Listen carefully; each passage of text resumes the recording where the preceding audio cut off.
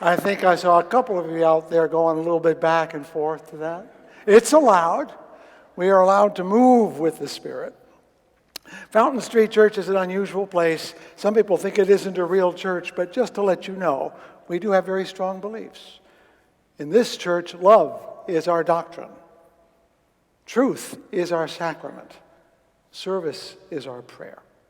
When we do these things, we are a community that shapes and is shaped by a Spirit that lives and moves beyond us, but also through us.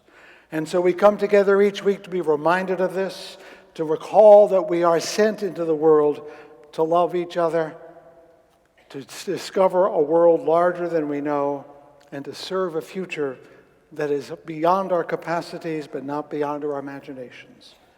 Let us worship so together.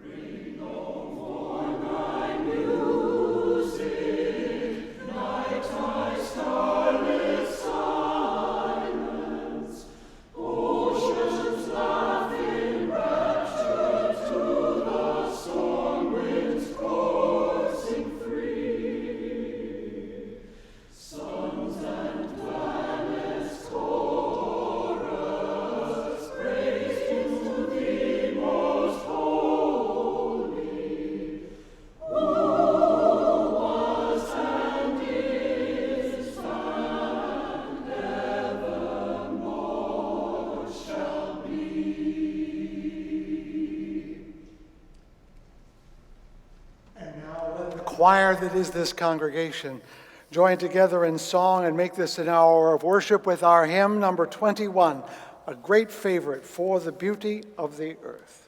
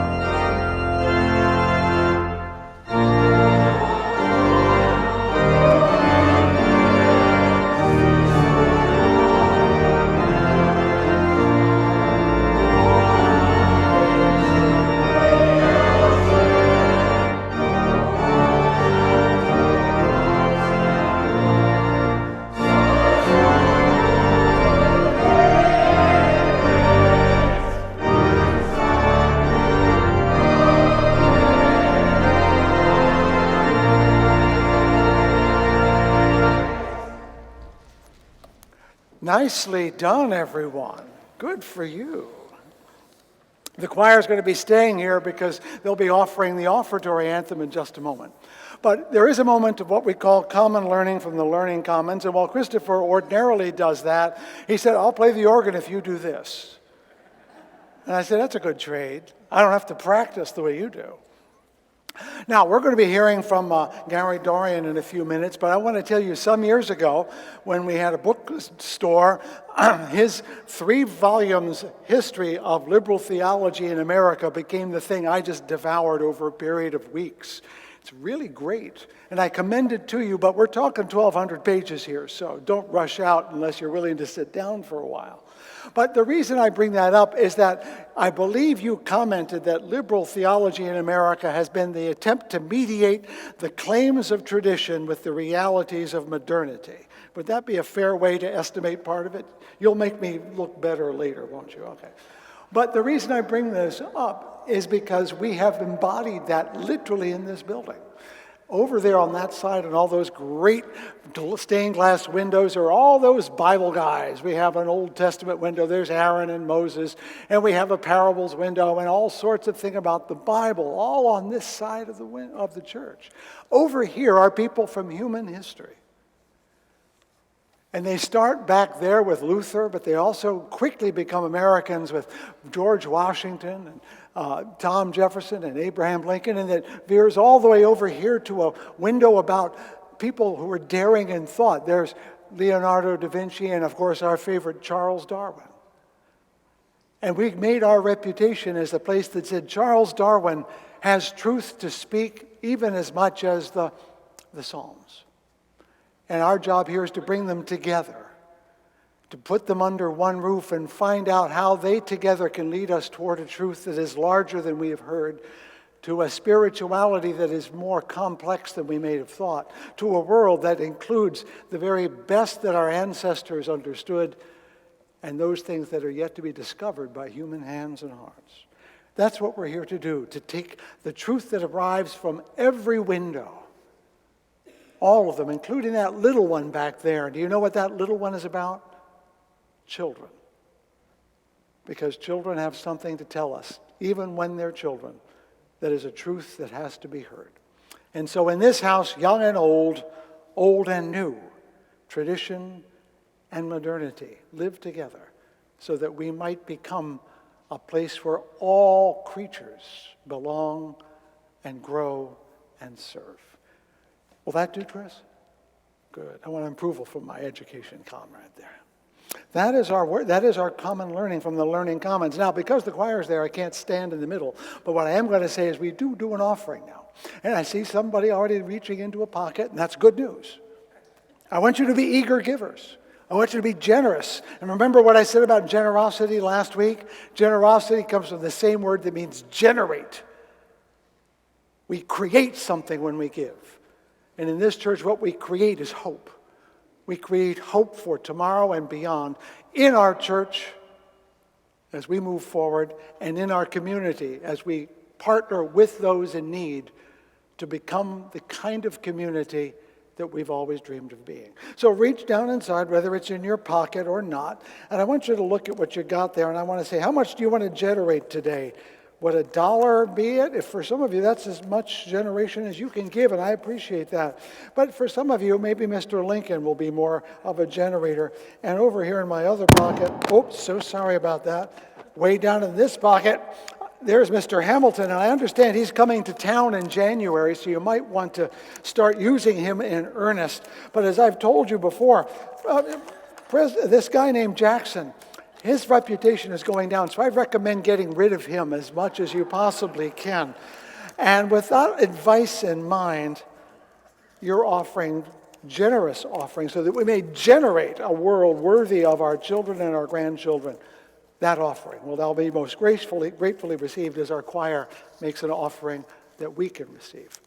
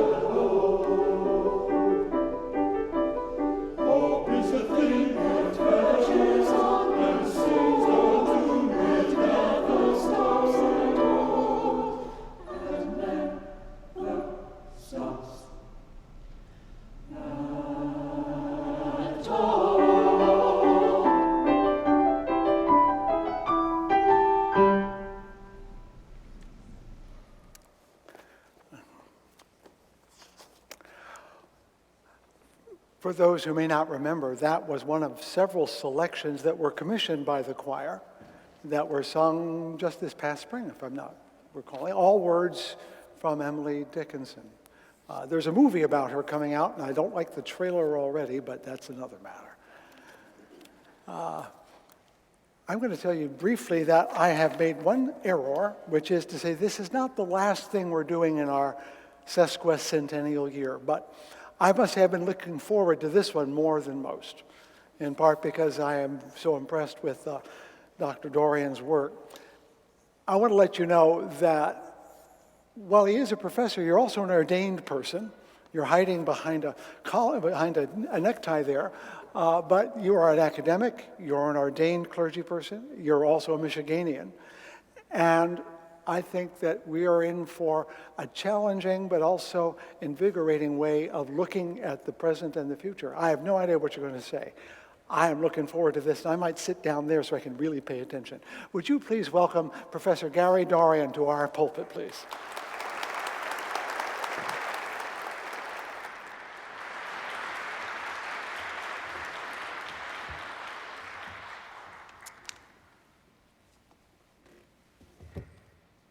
Thank you, Fred. Well, good morning, friends. It's a great delight for me to return to Fountain Street. During my years at Kalamazoo College, I spoke here 3 or 4 times, but when my daughter entered college, I headed for New York City, just as Fred and Wendy Wooden moved to Grand Rapids. I've greatly admired Fred's ministry here and am grateful for the generous hospitality that he and Todd Johnson and Gary Eberly have extended to me.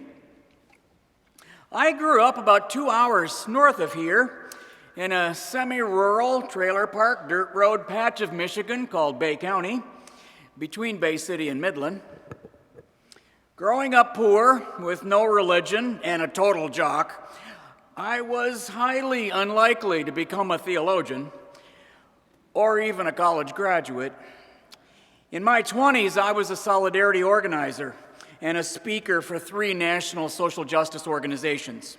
At the age of 30, I became an Episcopal priest, and at 35, I became an academic. I was brought here today to speak about liberal theology and religion, and I'm going to feature the historical trajectory of Fountain Street Church because, after all, this is an anniversary occasion. This congregation was originally Baptist, and there is a long historic connection between Fountain Street and the University of Chicago Divinity School. Chicago was Northern Baptist, liberal, and subsequently interdenominational. It pioneered an influential form of liberal theology called the Chicago School of Theology, and this congregation was for a very long time not only a bastion of it, but the bastion of it. There were 2 closely related versions of the Chicago School in its 2nd, 3rd, 4th, and partly 5th generations. One of them adhered to the empirical process theology of Henry Nelson Wyman. The other belonged to the metaphysical process philosophy of Alfred North Whitehead. This church was a beacon of both versions, and so, fair warning, there's going to be a dose of actual theology in this talk, somewhere in the middle. Duncan Littlefair espoused pure Wyman theology for 35 years as a legendary pastor of Fountain Street. Then David Rankin preached Whiteheadian theology for 16 years here. For the many years that Littlefair, Rankin, and Brent Smith pastored this congregation, it closely resembled the Unitarian Universalist tradition, and many people believed it was a UU congregation. But Fountain Street always kept its independence. My sense of this congregation today is that Fred has infused it with his passion for justice in a way that exceeds its previous history. He has also enhanced the ecumenical and interfaith identity of Fountain Street, and he recognizes why liberal theology is both deeply flawed and utterly needed. Liberals long ago betrayed their own rhetoric of freedom by denying liberal rights to human beings who are not literate, white, male, and owners of property like themselves. Every liberal tradition is soaked in this history and reflects it. Yet, the history of privileged liberalism does not invalidate the quintessential, defining liberal belief that you and every person have a right to think for yourself and make up your mind and be who you are and say what you think. Until the modern era, every Christian theology operated within a house of authority. Liberal theology began by refusing to establish or compel religious beliefs on the basis of a bare authority claim from any external authority. This commitment to the authority of reason and experience yielded a distinct kind of theology. Liberal theology affirmed the right to intellectual freedom, accepted biblical criticism, allowed science to explain the physical world, sought a third way between orthodox overbelief and secular disbelief, looked beyond the church for answers, and sought to make faith relevant to the modern world. These 6 planks defined what liberal theology became in England, Germany, the United States, and many other places. Philosophically, it oscillated between rationalism and empiricism until Immanuel Kant fused these approaches. Germany had the richest intellectual movement for liberal theology because theology was a university discipline in Germany. Every German prince had to have his own university, and Germans had the best universities. Intellectually, the British and U.S. American traditions do not compare to the schools of Kant, Friedrich Schleiermacher, G.W.F. Hegel, and Albert Ritschl. The glory days of liberal theology occurred in the late 19th century, when fusions of Kant, Schleiermacher, and Hegel ruled the field of theology alongside an ascending school of Ritschlian historicism. There was a late-coming 7th plank. It was called social Christianity, or Christian socialism, or the social gospel, and it played out very differently. In England, Christian socialism was overwhelmingly Anglo-Catholic, and liberal theology was rationalistic and elitist. In Germany, liberal theology became wholly identified with the culture Protestantism of a liberal elite, the civil religion of an expanding German empire. In the United States, the social gospel was politically activist, ecumenical, and mostly progressive, with a white church tradition that transformed the mainline denominations in this country and a black church tradition that provided the theology of the civil rights movement. It's where the civil rights movement came from. The American difference is crucially important. Liberal religion has a pronounced history of being the discourse of a privileged white elite. In much of the world, that is all it has ever been. In Germany, the liberal theologians rolled over for World War I, which set up the entire liberal tradition for a devastating crash. A generation later, they even rolled over for Hitler, which destroyed liberal theology in Germany. In the United States, we tend to believe that liberal religion should be a progressive force for justice. But it was not liberal ideology that persuaded American churches that the church has a mission to promote social justice. That was an achievement of the social gospel movements, both white and black. Normally, in a talk about liberal theology, I would linger over the German tragedy. But this morning, I am steering through the history and future of Fountain Street liberalism. For most of the 20th century, there were 3 dominant schools of liberal theology in this country. Evangelical liberalism, which was centered at Union Theological Seminary, personal idealism, which was centered at Boston University, where I'm teaching this fall, and naturalistic empiricism, which was centered at the University of Chicago. Evangelical liberals emphasized the historical Jesus and the social gospel. The personal idealists also emphasized the social gospel Jesus, but they expounded a sophisticated religious philosophy based on post-Kantian idealism. The Chicago school said that liberals need to acknowledge their novelty. Liberal theology is not continuous with pre-modern traditions of Christian belief because modernity is a revolution. Theology has to stand or fall entirely on modern knowledge and experience.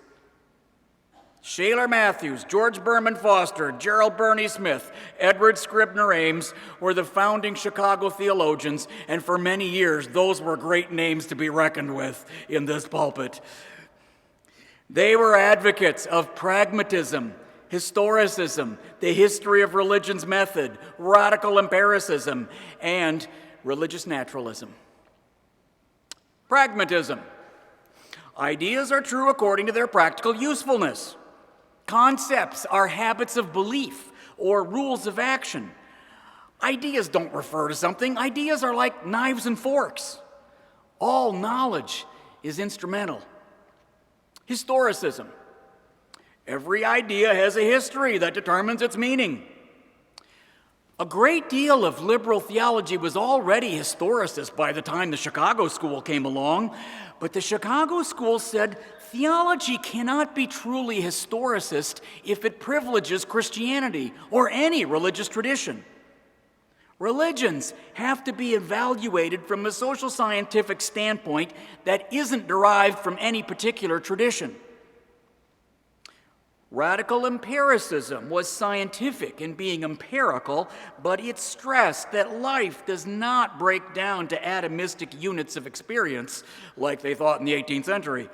Life, or as scientists always believe, life is a continuous flux or stream of experiences lacking distinct boundaries. Therefore, the Chicago theologians followed William James in tracking the flowing, immediate continuity of experience. They espoused a form of process theology decades before this term even existed. For 30 years, the Chicago theologians debated their religious naturalism.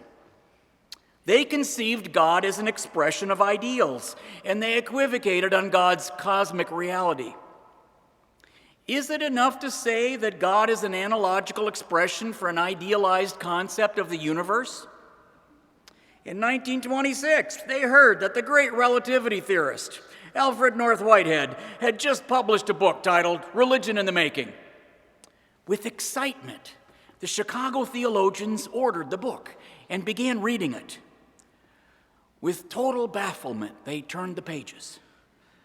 Whitehead called this book a primer in religion, but they could not understand a single page of it. Ames dismissed the book as completely unintelligible.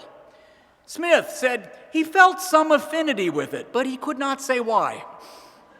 Matthews confessed, quote, "It is infuriating, and I must say, embarrassing as well, to read page after page of relatively familiar words without understanding a single page."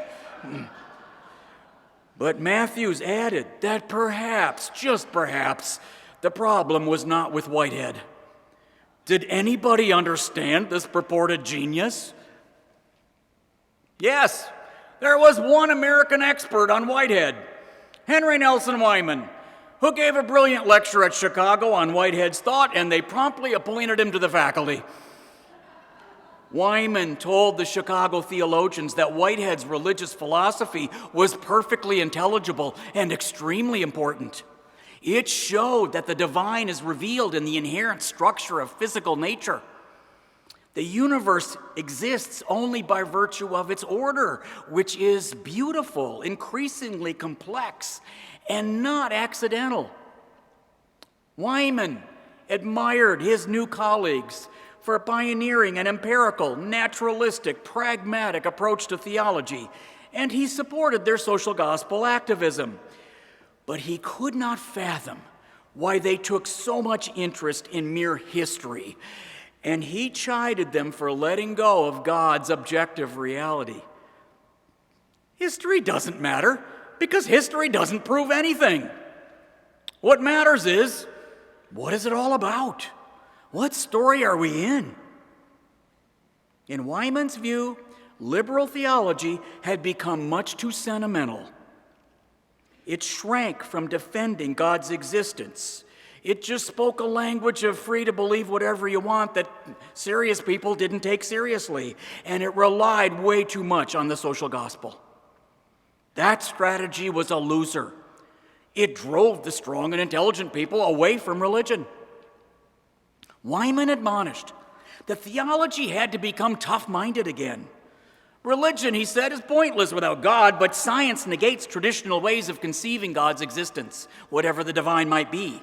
He argued that whatever else the word may mean, at bottom, it designates the something upon which human life and the flourishing of the good are dependent.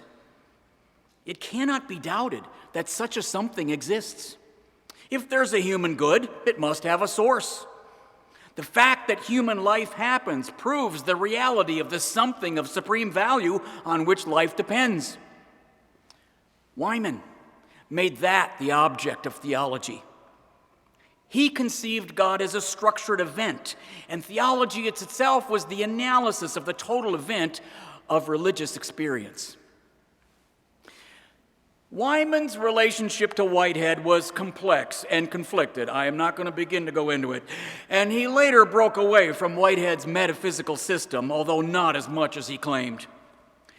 Duncan Littlefair was one of Wyman's greatest advocates in this country, and it galled him when his beloved divinity school adopted Whitehead's system in the late 1940s, taking a pure Whiteheadian turn. When I knew him in the late 1990s, he was still raging about it. The first time we had dinner together, he started railing about it before we'd even ordered. "We don't need metaphysics," he said. Here we had a beautiful, scientific, credible approach to theology, and they threw it away because it wasn't enough for them. Indeed, Wyman liberalism was not enough for them. For the past 50 years, Whiteheadian process theology has been the dominant school of American liberal theology. It has a genius founder in Whitehead, a brilliant co-founder in Charles Hartshorne, a cast of theologians from the second, third, fourth, and fifth generations of the Chicago School, and many contemporary proponents, especially John Cobb, David Griffin, Catherine Keller. Cobb and Griffin institutionalized process theology at Claremont School of Theology. Many leading feminist theologians belong to the process school, notably Keller, Marjorie Sahaki, Monica Coleman, Rebecca Parker.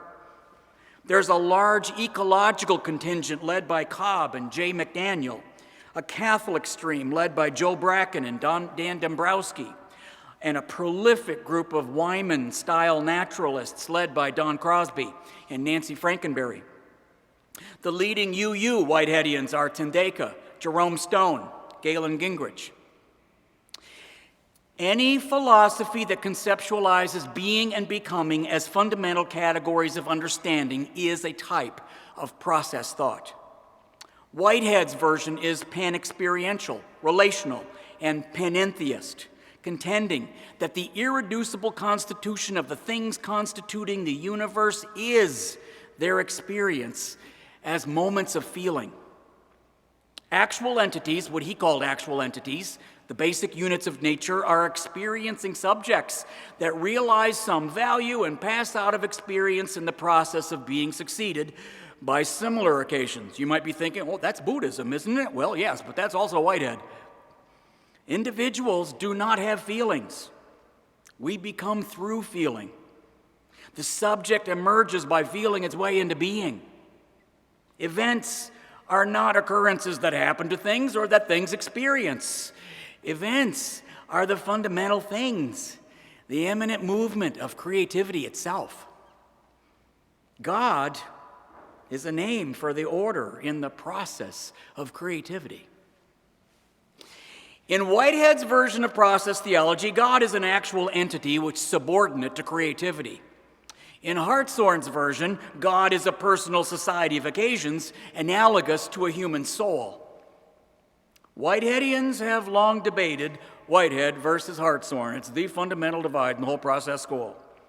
20 years ago, most process theologians lined up with Hartshorne. But in recent years, the pendulum has swung back to Whitehead's denial of transcendental unity. The process school is committed to Christian-Buddhist dialogue and to interfaith dialogue, especially with Buddhists. Whitehead's idea of creativity closely resembles Buddhist emptiness. Cobb has converted to the idea of plural ultimates, and Keller's denial of transcendental unity is central to her feminist Whiteheadian theology. I am not a Whiteheadian. I am a post-Hegelian liberationist liberal. But I was not brought here to discuss my religious philosophy, and there is about a 90% overlap between my post-Hegelian version of process thought and the Whiteheadian school. In our time, theology exploded into a vast array of new theologies, curtailing the tendency to identify oneself with only one kind. Fluid boundaries and hybrid identities became the norm. It started with liberation theology in the U.S. and Latin America, which led to feminist, womanist, post-colonial, postmodern, gay rights, Latinx, Minjung, and transgender theologies. 80% of the theologies in that list came out of the seminary where I teach, Union Seminary. Liberation theology was and is an eruption of repressed voices. Liberal theology addressed the cultured despisers of religion, responding to modern criticism and science. It had a social conscience, but it spoke from a standpoint of cultural privilege. Liberals did not attack white supremacy as a structure of power based on privilege that presumes to define what is normal. Liberalism was about eliminating barriers to individual opportunity. Liberation theology, all of them, privileged a different set of questions.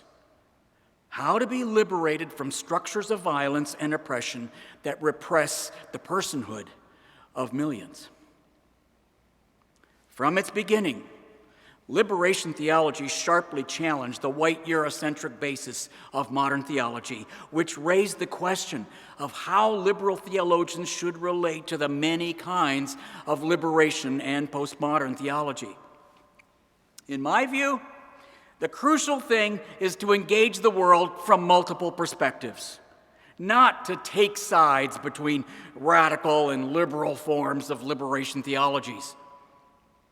Liberal feminism is obviously compatible with liberal theology, but it's also possible to combine feminist ideology with liberal ideology, or even quite radical forms of feminist ideology with liberalism. For example, Rosemary Ruther and Catherine Keller are very prominent figures doing that very thing. The liberal agenda of addressing modern criticism cannot be wrong. The quintessential belief in individual liberal freedom cannot be wrong, but it cannot rest with doing so on merely liberal terms. I'm going to close with two arguments. Number one, theology actually is not a dispensable enterprise for liberal religion. Theology is first-order discourse about matters of religious truth.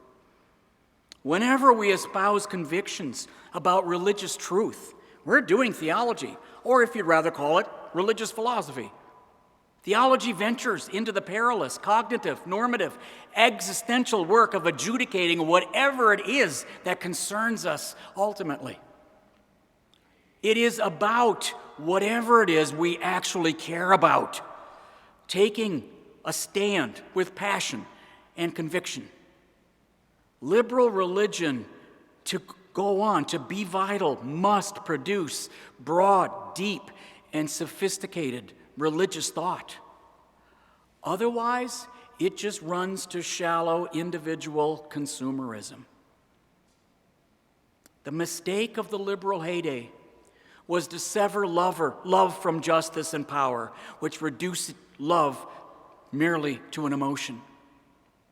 To restore the integral holism of love, power, and justice, some kind of ontotheology or religious philosophy has to be risked, conceiving love, power, and justice as integral moments of a whole in which everything is relative because everything is related. Love is the power that unites the separated. To recognize oneself in all others is to gain power. Human beings depend for our being and freedom on a creative power that is not entirely of our making. You can dig this argument out of Hegel, as Paul Tillich did, or out of Tillich, as James Luther Adams did. Adams was the leading Unitarian theologian of the 20th century. He was called JLA, and he never tired of saying that humanistic individualism, although a wonderful thing, cannot sustain liberal religion by itself.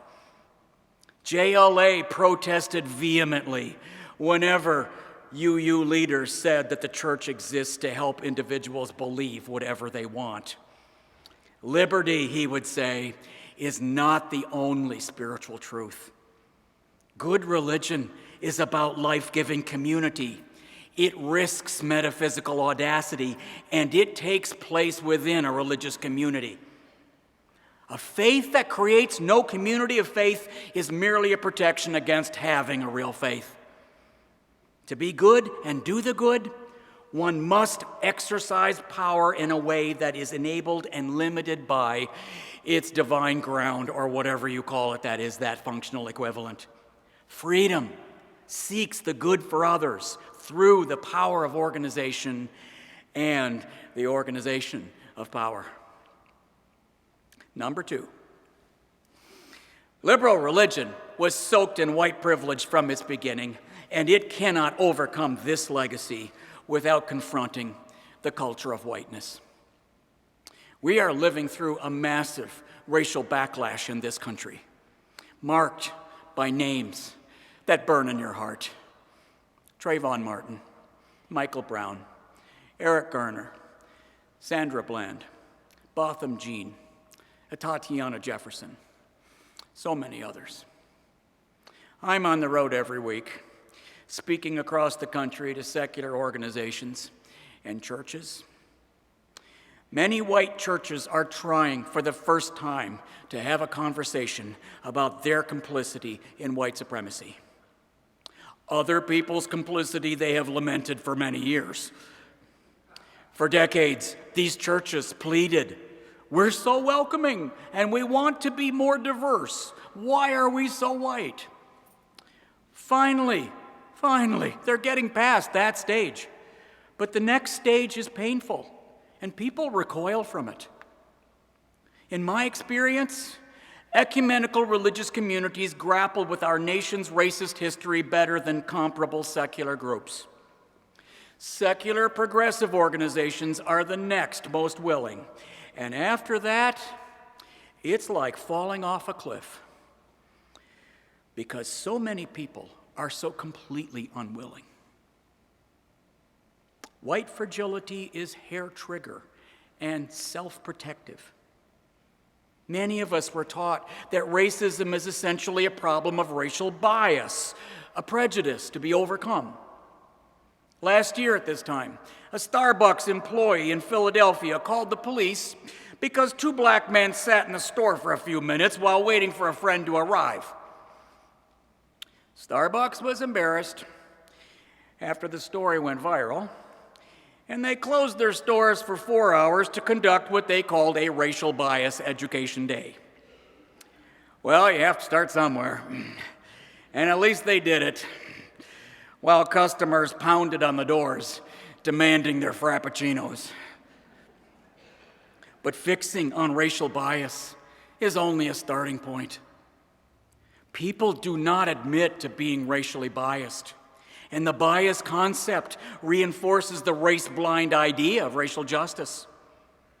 Racism as bias yielded generations of white liberals who claimed that giving credence to racial anything was the most anti-racist thing they could do. Some of the white liberals who co-founded the NAACP held this view, which just galled W.E.B. Du Bois while they were trying to found the NAACP. Howard Thurman's spiritual mentor, Quaker theologian Rufus Jones, refused to say anything about racism for his entire career, even as he wrote constantly beautiful books about peace and the Quaker inner light.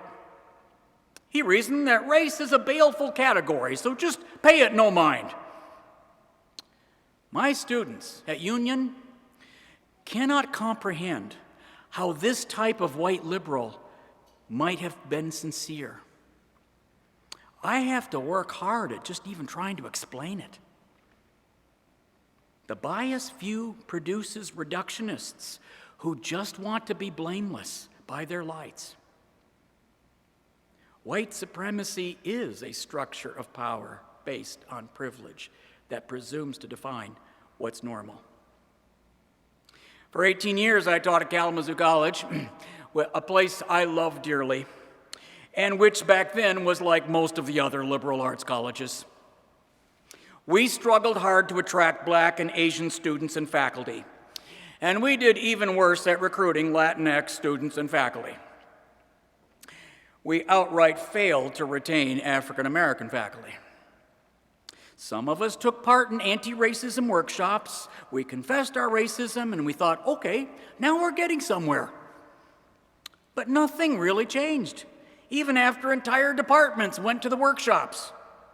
One year, we lost 80% of our Black faculty. Why was this happening?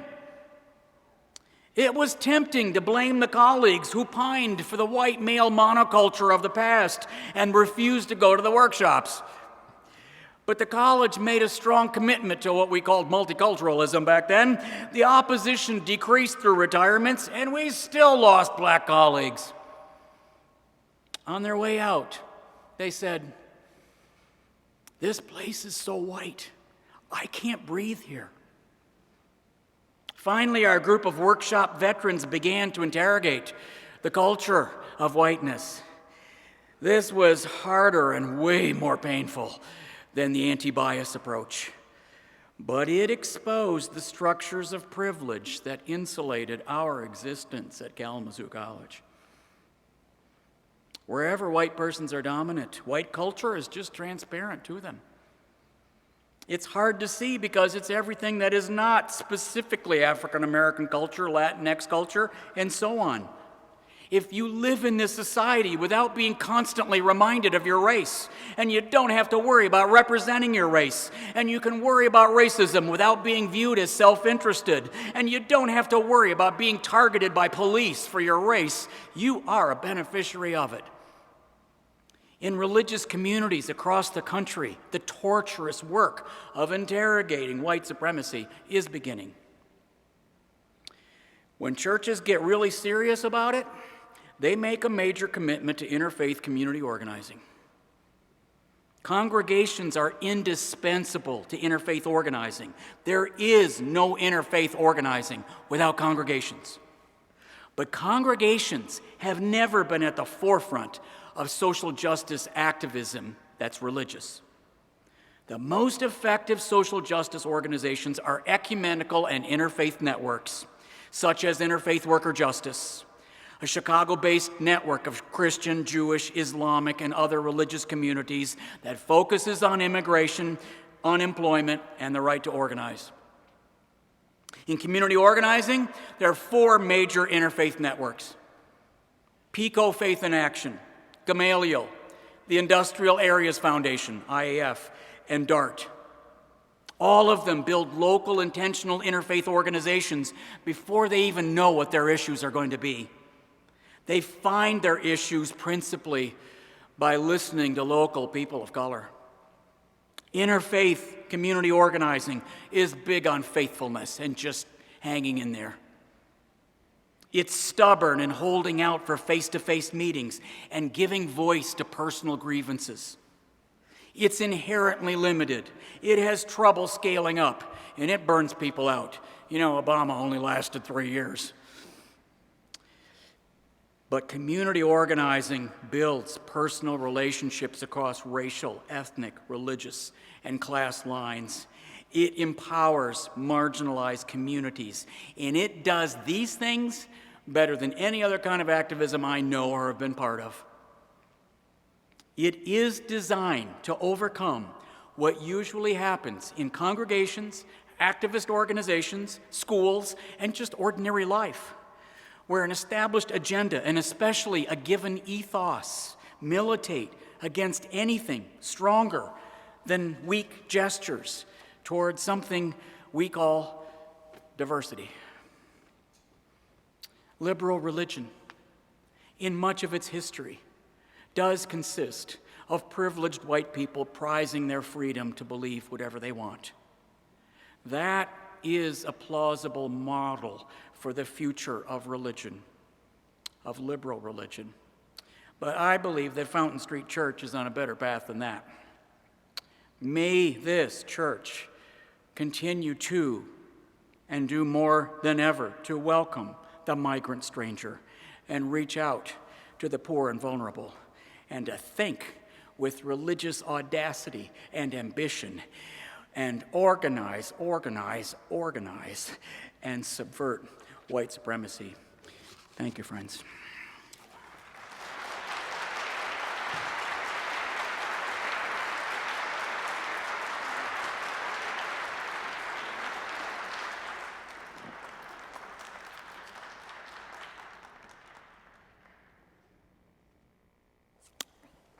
Love, power, and justice. Those are the tools we have in this society to do something with our society. Now, if you're in a position where your life is great and nothing's going wrong, bless you. But if there's a struggle somewhere, whether it's with illness or poverty or oppression or fear or hunger or homelessness, love, power, and justice are required for you to survive. And as Dr. Dorrien just pointed out, and I think I've preached this before, so I'm grateful, love is not how you feel, it's how you do. And it's the esteeming of another person's well-being as essential to your own. It's what we do with our lives for other lives. Now, it sounds like I'm going to ask for another offering, isn't it? I am. I'm asking you to offer your hearts, because prayer is when we do this and mean it. Pause with me a moment as we offer our hearts in prayer. Ancient One, nameless One, present in our breath and in the starlight that falls across eons, we stand in need every day and every moment for the strength that we do not have and the hope that we barely feel and the truth that we can only glimpse, to continue to live with the kind of wisdom and the kind of courage required to make our lives truly worthy of our being. And yet, none of us will ever succeed in any serious way. Indeed, we will each be humbled by the world that demands more than we have. And how many of us have fallen to one side and said, it's too much for me. Let me just stand here and just be still. And the Ancient One says, yeah, stand there for a moment or two. Yes, indeed. You're climbing a mountain and you have to stop from time to time. We all do. But turn around. Look back along the path. Behold the valley you were in and how far you have come. Breathe in the air that has sustained you. And now look upward, up the path. Yes, it is steep, but you have come so far. Time to go again. Come again. Put foot in front of foot, put hope in front of hope, put truth in front of truth until you get to that next point when you can stop and look around and behold the valley and how huge it is, and that you were never, ever alone. That is prayer. To pause and look back. To take in the valley. To breathe the air and to remember why we continue to live.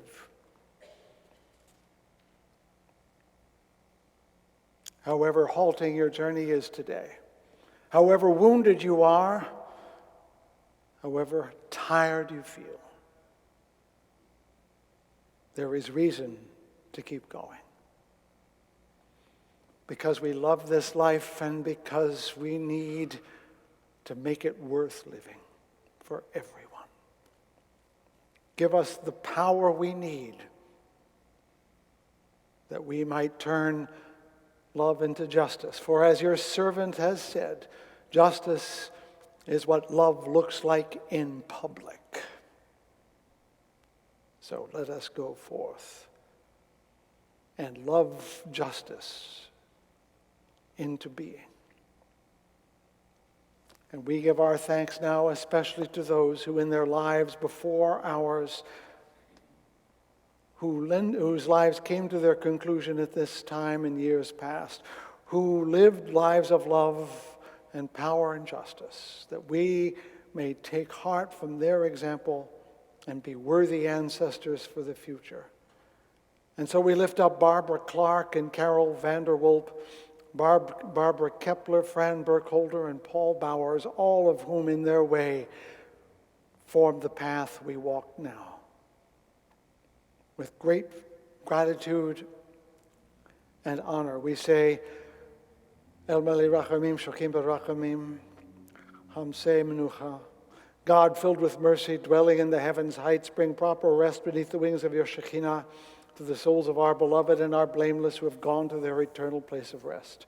May you, who are the source of mercy, welcome them home at the top of the mountain. Shelter them beneath your wings eternally. Bind yourself to their souls and to we, the living, that they may rest in peace, that we may be at peace. And let us say, Amen.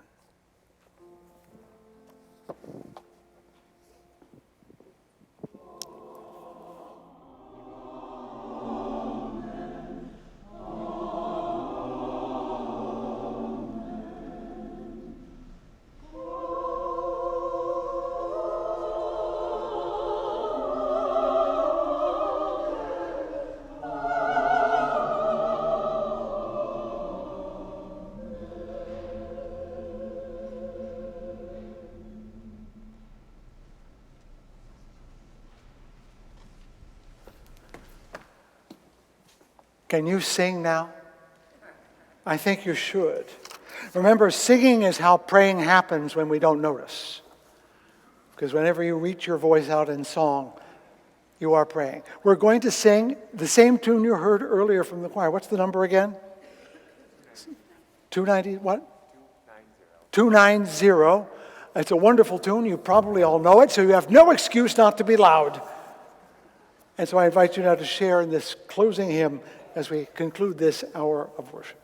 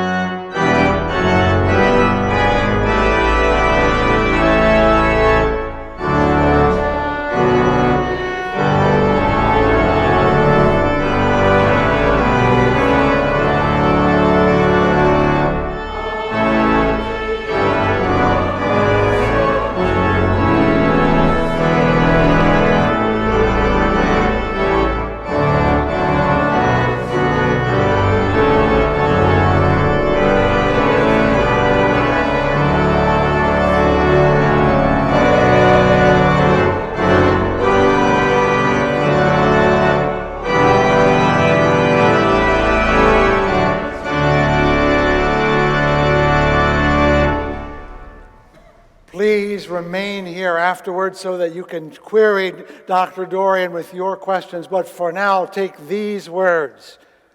Sorrow will one day turn to joy. These are the words of Paul Robeson. Sorrow will one day turn to joy. That is hope. That is faith. All that breaks the heart and oppresses the soul will one day give place to peace and understanding. And everyone will be free. How long, Lord? Not long. But how long is all about how far we are willing to go. This day and every day, which we all know is a day that the Lord hath made. Rejoice and be glad. We have a day to make justice prevail. Amen.